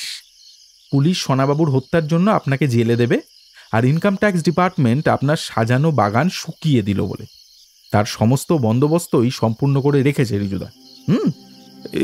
এসব কি বলছেন আপনি? যা বলছি তা সবই সত্যি। হ্যাঁ, আর সেটা আপনি ভালো করেই জানেন। আপনার ওই মাথা মোটা ওপর চালাক আর সর্বজ্ঞ মেজকর্তাও খুব শিগগিরই আপনার সম্পর্কে সব জেনে হার্টফেল করবেন। গিরিধারী পারিজার উইলের কথা সকলেই জানেন। উইল তো কনফিডেন্সিয়াল ডকুমেন্ট নয়, সেই উকিলের জোরেই তো বড় কর্তা, ছোট কর্তা আর তাদের মাকেও পথে বসিয়েছেন আপনারা। হ্যাঁ, বিশ্বল সাহেব উকিলের এক্সিকিউটর ছিলেন। অন্যজন তো রহস্যজনকভাবে গাছ চাপা পড়ে মারা গেলেন বড়বাবুর মৃত্যুর আগেই। গিরিধারী বাবু যে কডিসিলটি করেছিলেন তার কথা জানতেন শুধুমাত্র বিশ্বল সাহেব, মেজকর্তা আর আপনি। সেই তথ্যটা চেপে যাওয়ার জন্য আপনি আর বিশ্বল সাহেব মেজকর্তার কাছ থেকে কত লাখ বা কোটি মেরেছেন। হ্যাঁ, আপনার পেপার মিলের টাকা বা বিশ্বল সাহেবের কোল ওয়াশারি প্ল্যান্টের টাকা কি তা থেকেই এসেছে? সে তো ব্যাংকের টাকা। ব্যাংক তো লোন দেবে, কিন্তু সিড ক্যাপিটাল সেটা কোত্থেকে আসবে? পেপার মিল বা কোল ওয়াশারি প্ল্যান্ট এইসব করতে যা সিড ক্যাপিটাল লাগে তা তো আপনার ওই বৈকালিক খাদ্য চীনাবাদাম নয়। আপনাদের কপালে দুঃখ আছে। হ্যাঁ, বিশ্বল সাহেব আর মেজকর্তার অতিথি হয়ে এসে তাদেরই পিছনে লেগেছেন তো। অপেক্ষা করুন শুধু। আপনারা অম্বাবতী দেবী, সোনাবাবু আর ফুসকুবাবুর স্ত্রী ও মেয়েদের যে পথের ভিখারি করে দিয়েছেন তার প্রতিকার কিছু করা যায় কিনা তাই দেখছি। যে সন্তান নিজের মা, নিজের দাদা বৌদি, ছোট ভাই, ভাইয়ের বউ আর তাদের মেয়েদের এভাবে বঞ্চিত করে আপনারও বিশ্বল সাহেবের মতো মানুষদের বড়লোক করেন, তাকে তো শিক্ষা একটু দিতেই হয়। জানেন তো, পূর্ব বাংলাতে একটা প্রবাদ আছে, জন জামাই ভাগনা কভু না হয় আপনা। দেখা যাচ্ছে প্রবাদটি যথার্থ। এ কটা বাজে রে ভটকাই? প্রায় 9টা। এবার চল ফেরা যাক। গিরিধারী একটা গর্হিত অন্যায় করেছিলেন। এই যুগে শুধুমাত্র মেয়ে বলেই তাঁরা তার সম্পত্তি থেকে বঞ্চিত হবে এমন ভাবনা কোনো শিক্ষিত মানুষ ভাবতে পারেন তা কল্পনাই করা যায় না। অবশ্য এ কথা ঠিক যে উনি জানবেনই বা কী করে যে বড় ও ছোট ছেলের একজনও পুত্র সন্তান হবে না। তবে এই ভুল উনি বুঝতে পেরেই কোডিসিলটি করেছিলেন। মেজকর্তা যদি মানুষ ভালো হতেন তবে বাবার এই ভুল নিজেই সংশোধন করে নিতেন। উইলের বেনিফিশিয়ারি ইচ্ছে করলেই অন্য ভাইদেরও সমান অংশ দিতে পারতেন। বঞ্চিতা মাকে তো অবশ্যই দিতে পারতেন, কিন্তু শুধু নিজেই পুত্র সন্তানের জনক বলে এই যুগে এইভাবে মা ও ভাইদের বঞ্চিত করার কথা ভাবলেও ঘেন্না হয়। কিন্তু মেজকর্তার চেয়েও বড় পাপী আপনি আর আপনার পরিচিত উচ্চশিক্ষিত লোভী বিশ্বল সাহেব। আপনি না হয় একজন পেডিগ্রিহীন নন এন্টিটি। আপনার মতো ছাতার চার্টার্ড অ্যাকাউন্টেন্ট এখন ব্যাঙের ছাতার মতো পথে ঘাটে দেখা যায়। আপনাকে নিয়ে কোনো উচ্চ ধারণা আমার নেই। আপনাদের মতো মানুষই এখন পৃথিবী ছেয়ে গেছে, কিন্তু বিশ্বলের ব্যাপারটা আমাকে কষ্ট দিয়েছে। রুদ্র, তোদের টেপ রেকর্ডারগুলো এবারে বন্ধ কর। এ থেকে সিডি করে ইনকাম ট্যাক্সের চিফ CIT 1 সুভাষ সেন সাহেব আর ডিজিপি নন্দন মিশ্রকে একটা করে পাঠাতে হবে। চল এবারে ওঠা যাক। খনু ঘোষ কিছু বলতে যাচ্ছিলেন, কিন্তু টেপ রেকর্ডারের কথা শুনেই নিজের কথা নিজে গিলে ফেললেন। তাহলে আমরা উঠলাম। হ্যাঁ, আর আমরা? আপন মানে কন করিবে বসি কি চীনাবাদাম খাউন তু, আলো শুকিলা সারু মনমরি গলা দীপাহারু। আপনারা পেতনির কোম্পানিতে না থাকবেন সারা রাত, ঠিক আছে? বৃষ্টি পড়াও শুরু হয়েছে কুড়ুবকের বনে। মোমবাতিগুলোও প্রায় নিভে এলো। দারুণ রোম্যান্টিক ওয়েদার। ওহো, আপনি তো আবার ব্যাচেলার। দেখুন, মেধেশ্বরের জঙ্গলের পেতনির সঙ্গে একটা অ্যাফেয়ার যদি করতে পারেন। সঙ্গে আপনার বডিগার্ড ওই খানু খড়িয়া, তাই না? ও তো রইলই। ও তো শুনেছি শুধু হাতেই নাকি একটা চিতা বাঘিনী মেরেছিল। একটা পেতনিকে কি আর মারতে পারবে না? আরে ডোন্ট ওয়ারি, সকাল হলেই প্রাণপণে চিৎকার করতে থাকবেন। যদি কেউ শুনে আপনাদের বাঁধন খুলে দেয় তো মুক্ত হয়ে যাবেন। ম্যাক্সিমাম দিন সাতেক হয়তো এরকম থাকতে হতে পারে, ও খুব একটা চিন্তা করবেন না। সরি, আপনাদের ফেলে যেতাম না, কিন্তু পানিগ্রাহী কোম্পানির উকিল ব্যারিস্টাররা অম্বাবতী দেবী আর বড় ছোট বৌমার কোডিসিল সংক্রান্ত পিটিশন যতক্ষণ না কোর্টে পেশ করছে ততক্ষণ আপনারা যাতে ঝামেলা না করতে পারেন তারই বন্দোবস্ত এটি। বিশ্বলের বন্দোবস্তও করছি একটা, সে কাল ভুবনেশ্বর থেকে ফিরলেই। রুদ্র, ক্ষণজন্মা ঘোষের পকেট সার্চ করে মোবাইল ফোনটা নিসনি? আচ্ছা, কেয়ারলেস তো তুই। সরি, ভুলে গেছিলাম। 3 জন মহিলার অনেক অভিশাপ আছে আপনার উপরে। এই শাস্তিটা আপনার প্রাপ্য ছিল, জানেন তো। আপনি যার মন্ত্রদাতা, সে মেজকর্তা বাজেভাবে ডুববেন। আপনাকে বলা হয়নি কটকের পানিগ্রাহী কোম্পানির অফিসে কোডিসিলটি পাওয়া গেছে। তাতে উইটনেস হিসেবে সিনিয়র পানিগ্রাহীর সইও আছে। প্রয়োজনে তিনি নিজে কোর্টে অ্যাপিয়ারও করবেন বলেছেন। গিরিধারী পারিজার বিশেষ বন্ধু ছিলেন উনি, যদিও বয়সে অনেকই বড়। আচ্ছা, বলছিলাম এদের কটা মিনারেল ওয়াটারের বোতল দিয়ে গেলে হতো না? জল তেষ্টাতে মারা যাবে যে। না, নিরম্বু উপবাস কাকে বলে তা বিধবারা জানেন। 3 জন বিধবা ওদেরই জন্য অনেক দিন নিরম্বু উপবাস করেছেন। ওরা না হয় একটু সাফার করুন, এসব ব্যাপারে কোনো হৃদয় দৌর্বল্যর মানে হয় না। শাস্তি দিয়ে চকলেট খাওয়াবার মানে আছে নাকি? কত বড় অপরাধ ওরা করেছেন তা একটু বুঝুন নিজেরাই। ফাঁসি থেকে বাঁচলেও রিগোরাস ইমপ্রিজনমেন্ট হলেও তো মজাটা বুঝবেনি। আচ্ছা, এদের চেঁচানিতে যদি সত্যি কোনো লোক চলে আসে? মেধেশ্বরের মন্দিরের কোনো তীর্থযাত্রী? এদের মুখগুলোতে তাহলে রুমাল ঢুকিয়ে দিয়ে যাই। তোর রুমালটাও দে তো, রুদ্র। বলেই রিজুদা আমার কাছ থেকে আমার রুমালটা নিয়ে সেটা এবং ওর রুমালটা জোর করে ওদের মুখ হাঁ করিয়ে তার মধ্যে ঢুকিয়ে দিল। ওদের দুজনের চোখই বিস্ফারিত হয়ে গেল। চল এবার। Tata, bye bye. বাইরে বেরিয়ে একটা ঝাঁকড়া তেঁতুল গাছের তলায় দাঁড়িয়ে রিজুদা বলল, আমি আর ভটকাই এগোচ্ছি। টিপটিপিয়ে বৃষ্টি শুরু হয়েছে দেখছি। রুদ্র, তুই বারুঙ্গা আর ফাটা রহমানকে যার যার বাড়িতে পৌঁছে দে। আমরা বাজারে থাকবো সম্বলপুরে। গাড়ি দুটো ফেরত দিয়ে একটা লোকাল ট্যাক্সি নিয়ে ডিরেক্টর্স বাংলোতে ফিরে যাব। আচ্ছা, আমি বলছিলাম এদের দুজনকেই কিছুদিনের জন্য অন্য কোথাও গা ঢাকা দিয়ে থাকার বন্দোবস্তটা করে গেলে ভালো হতো না রিজুদা? ওরা কোনো রকমের ছাড়া পেলে ওরা আর মেজকর্তা মিলে তো এদের ছিঁড়ে খাবে। সেটা ঠিক বলেছিস। শোনো, দিন 10 জন্য কোথাও গা ঢাকা দিয়ে থাকতে পারবে তোমরা? তোমাদেরই স্বার্থে। সুন্দরগড়ে গিয়ে থাকতে পারি, আমার এক মেসর বাড়িতে। আমারও এক মাওলা আছে 10 পাল্লাতে, সেখানে গা ঢাকা দিয়েও থাকতে পারি। তবে তাই যাও তোমরা। এখন আমাদের সঙ্গেই চলো তোমরা সম্বলপুর অবধি। আর এই নাও 5000 টাকা রাখো। সম্বলপুরে রাতটা কোনো হোটেলে কাটিয়েই ভোরের বাসে চলে যাবে দুজনে। আর কটকের পানিগ্রাহী কোম্পানির ধনদ পানিগ্রাহীর ঠিকানা ও মোবাইল নাম্বারও তোমাদের দিয়ে দেব। কালই ফোন করে তোমাদের ঠিকানা ওকে জানিয়ে দেবে। উনি যখন ডাকবেন তখনই কটকে গিয়ে দেখা করবে ওর সঙ্গে। তোমাদের সাক্ষ্য ওর দরকার হবে। টাকাটা আমি দিচ্ছি এখন। কেস জিততে পারলে ওরা আমাকে এই টাকা ফেরত দিয়ে দেবেন। আমার ফিজের সঙ্গে তোমাদেরও যেন কিছু ফিজ দেন, তাও আমি দেখব। তোমাদের সাহায্য ছাড়া আমরা তো কিছুই করতে পারতাম না। অনেক ধন্যবাদ তোমাদের। আর যদি ওরা কেসে হেরে যান? তবে টাকাটা আমার পকেটে থেকেই যাবে। আমার টাকার কথা ছেড়ে দাও। হেরে গেলে তোমাদের তো বামরা ছেড়ে অন্য জায়গাতেই গিয়ে চিরদিন থাকতে হবে। এরা তো তোমাদের ছিঁড়ে খাবে, নইলে খুনও করিয়ে দিতে পারে। তবে কেসে হারার সম্ভাবনা প্রায় নেই বলা চলে। তাহলে তাই চলুন। পুরুবকের বনে বৃষ্টি নেমেছে। সুগন্ধ উঠছে দুধারের বৃষ্টি ভেজা বন থেকে এবং কাঁচা রাস্তা থেকে। ঘোর রজনী। এখন সবই নির্ভর করছে তিতিরের পারফরমেন্সের উপরে। ওর মিশন যদি সাকসেসফুল হয় তবেই কেল্লা হতে হবে। তা তো হবে, কিন্তু হর্ষদকে নিয়ে তো একটা বড় সমস্যা হবে। এখন তো মনে হচ্ছে আমাকে আর রুদ্রকে তাকে গিয়ে মারতে হতে পারে। আফটার অল, এত সহজে তো আমরা আমাদের পার্টনারকে পরহস্তগত হতে দিতে পারি না। হর্ষদকে যদি তিতিরের মনে ধরে যায় তাহলে তোরা আর কি করতে পারিস বল? এত কঠিন কঠিন রহস্যভেদ করলাম, আর এটা হর্ষদ বধ করতে পারবো না। তোকে শিব গড়তে গিয়ে বাঁদর গড়লাম, এইটাই আমার জীবনের সবচেয়ে বড় ট্র্যাজেডি। আমরা যখন গাড়িতে উঠলাম তখন প্রায় রাত 9টা বাজে। আমি, রিজুদা আর ফাটা রহমান এক গাড়িতে, আর অন্য গাড়িতে ভটকাই আর বারুঙ্গা। এক সময় এইসব জঙ্গলে অনেক জানোয়ার ছিল, তাই না ফাটা? জানোয়ার এখনো আছে, তবে জঙ্গলে কমই দেখা যায়। তারা সব ছোট বড় শহরে চলে এসেছে। তুমি নাকি গুন্ডা হাতিও মেরেছ?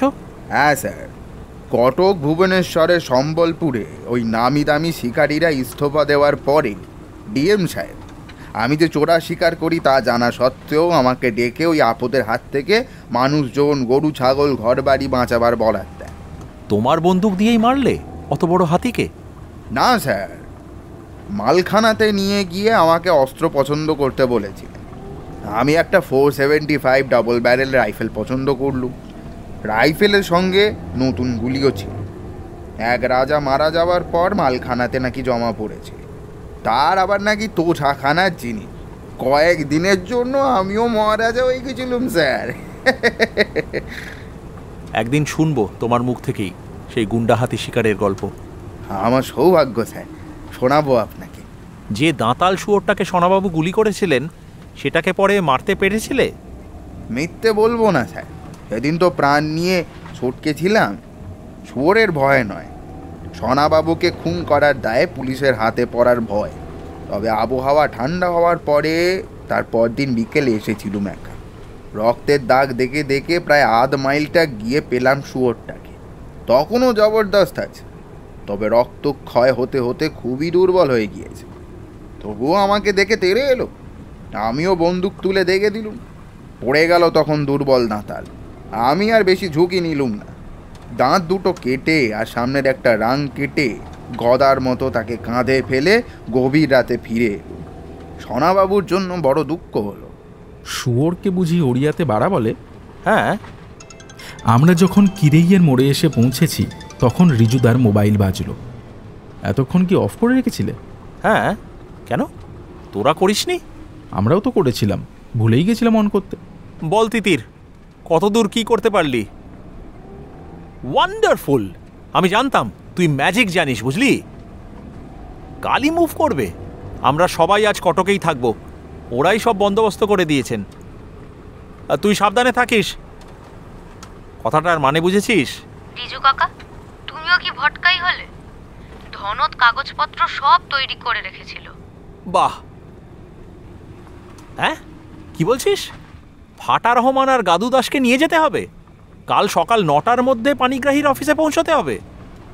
ঠিক আছে, যথা আজ্ঞা। তারপর সামনের সিটে বসে আমার দিকে ফিরে বলল, তবে আর গেস্ট হাউসে ফিরে কাজ নেই। সম্বলপুরের রাতের খাওয়া সেরে আস্তে আস্তে গাড়ি চালিয়ে সময় মতো কাল সকালে পানিগ্রাহীদের অফিসে পৌঁছে যাওয়া যাবে। পথে কোথাও বাথরুম আর ব্রেকফাস্টও সেরে নেওয়া যাবে। চল, একটা গাড়ি ছেড়ে দেবো এবারে। আমরা 4 জন তো কমফর্টেবলি চলে যেতে পারবো এক গাড়িতেই। স্করপিওটা রেখে বোলেরোটা ছেড়ে দেব। কটক থেকে ফিরে আমরা আর মহানদী কোলফিল্ডসের গেস্ট হাউসে উঠিনি। সম্বলপুরের সব থেকে ভালো হোটেলে রাতটা কাটিয়েছিলাম। কটকে 2 দিন থাকতে হয়েছিল আমাদের সকলকেই। তারপর অম্বাবতী বড় বৌমার সঙ্গে বড় বৌমার বাপের বাড়ি চলে গিয়েছিলেন। মামলার তারিখ পড়েছে 10 দিন পরে। মেজকর্তা ও বিশ্বলের কাছে কোর্টের নোটিশ চলে গিয়েছে। ফাটা রহমান এবং বারুঙ্গা চলে গিয়েছে যার যার গন্তব্যে। 2 বৌমাকে ধনদি গাড়ির বন্দোবস্ত করে দিয়েছিল, নিজেদেরই গাড়ি, মামলার তারিখের একদিন আগে ফিরে আসতে বলে। আর ছোট বৌমাকে সে নিজেই পৌঁছে দেবার জন্য গিয়েছে। ফুচকুবাবুর স্ত্রী পরমা সুন্দরী, নাম আয়েশা। শিশুকন্যার বয়স মোটে 2। আয়েশার বাবা নামী ডাক্তার। আয়েশা তার একমাত্র কন্যা। তিতিরকে হারাতে হারাতে আমরা বেঁচে গেলাম। তৎকালের টিকিট পেলে ভালো, নইলে আমরা গাড়ি নিয়েই কলকাতাতে ফিরে যাব বলে ঠিক করেছি। রিজুদা বিশ্বল সাহেবকে কটক থেকে একটা চিঠি লিখে ধনদকেই দিয়ে দিয়েছিল কুরিয়ারে সম্বলপুরে পাঠিয়ে দেবার জন্য। চিঠিতে কি লিখেছিল আমাদের বলেনি, কিন্তু আমরা সকলেই বুঝেছি বিশ্বল সাহেবের মতো এরকম কৃতবৈদ্য মানুষের এরকম নীচতা রিজুদার কাছে আদৌ প্রত্যাশা ছিল না। খুবই আহত হয়েছে রিজুদা। আমরা কিরেই ছাড়িয়ে এলাম।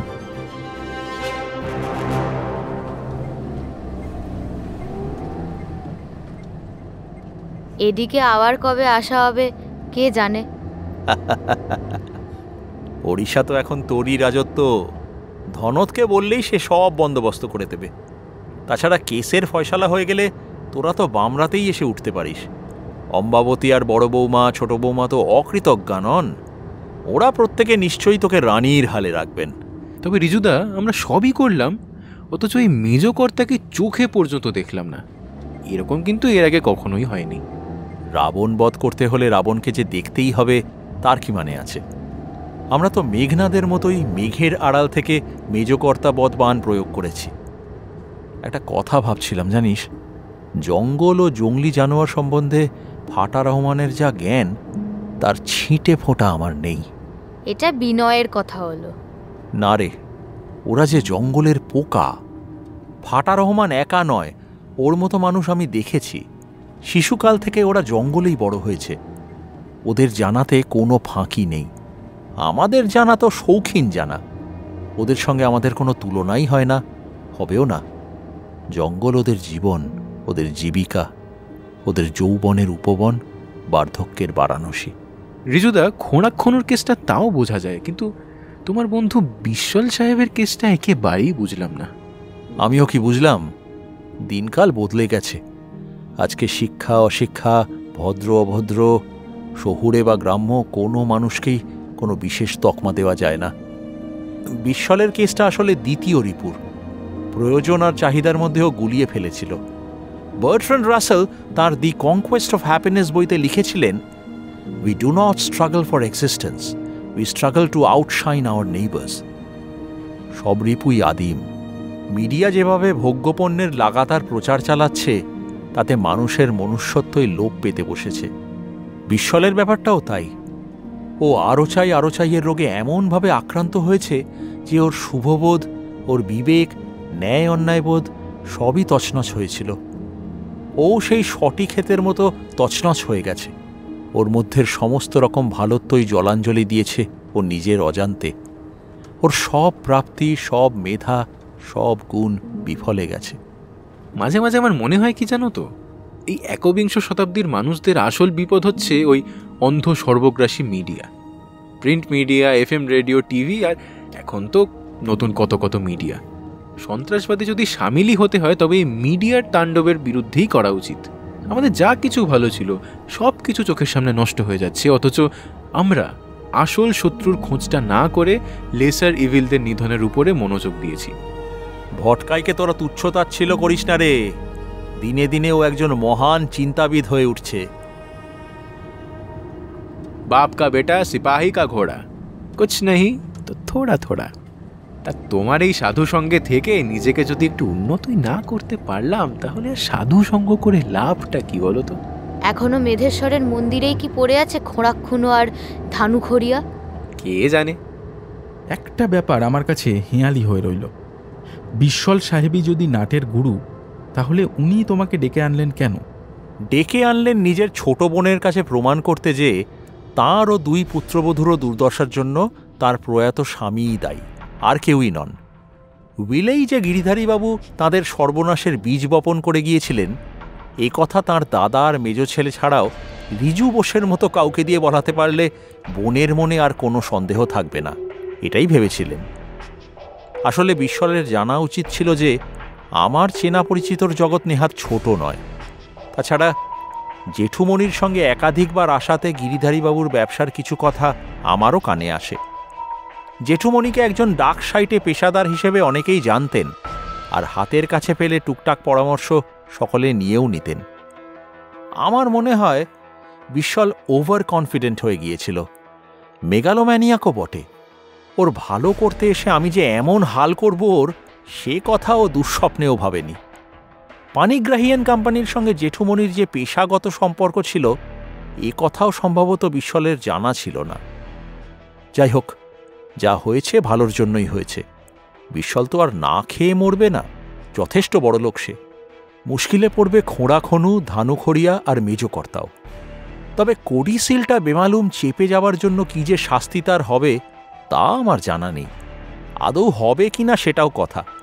যদিও মেজকর্তাই কিংপিন, তাঁর বিরুদ্ধে কিভাবে ক্রিমিনাল চার্জ ফ্রেম করবেন না করবেন সেটাও ধনধর্ষদের ব্যাপার। দুর্দান্ত ছেলেটা, কিন্তু যেরকম স্মার্ট তেমনই হ্যান্ডসাম। ওনাকে চার্টার্ড অ্যাকাউন্টেন্সি আর ম্যানেজমেন্টও করেছে। আলো শুকিলা সাড়ু, মন মরি গেলা দীপাহারু। কি বলো তিতির? ভালো হচ্ছে না কিন্তু।